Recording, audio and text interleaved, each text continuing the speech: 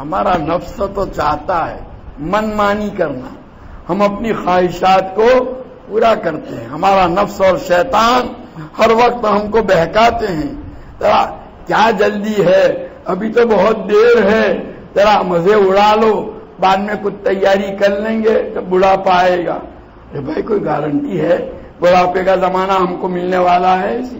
اس لیے جو ہے یہ نفس اور شیطان ہمیشہ دھوکے میں ڈال کر آدمی کو گناہوں میں مبتلا رکھنے کی کوشش کرتے ہیں.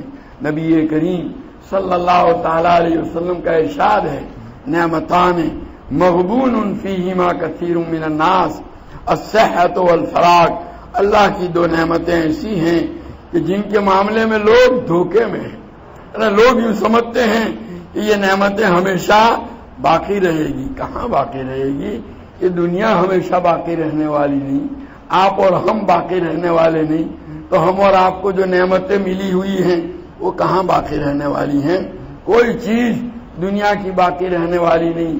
باری تعالیٰ نے قرآن پاک میں فرما دیا، کل من علیہا فان، جو کوئی بھی ہے اس دنیا کے اندر وہ سب فنا ہونے والا، جانے والا رخصت ہونے والا ہے.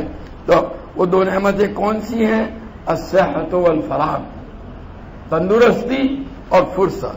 دیکھو ہمارے بچے ہیں، نوجوان ہیں، بہت اکثر وہ ہیں جن کو اللہ تعالیٰ نے تندرستی کی نعمت عطا فرمائی، فرصت ہے، موقع دیا ہے، ہم آخرت کی تیاری کر سکتے ہیں. لیکن ہمارا نفس اور شیطان ہمیں دھوکے میں ڈال کر کے تیاری کا موقع نہیں دیتے. بس اپنی منچاہی زندگی گزارنے کے لیے باقاعدہ ہم پر وہ دباؤ ڈالتے ہیں، ہمیں دھوکے میں ڈال کر کے اپنی خواہشات کو پورا کرنے کے اندر ہم کو لگائے رکھتے ہیں.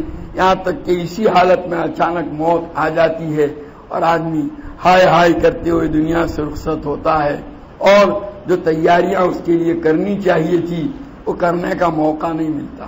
تو نبی کریم صلی اللہ علیہ وسلم فرماتے ہیں کہ القیس من دان نفسہ وعمل لما بعد الموت. ہوشیار چالاک وہ ہے جو اپنے نفس کو قابو میں رکھے، کنٹرول کرے، اور موت کے بعد آنے والی زندگی کے لیے کیا کرے؟ تیاریاں کرے.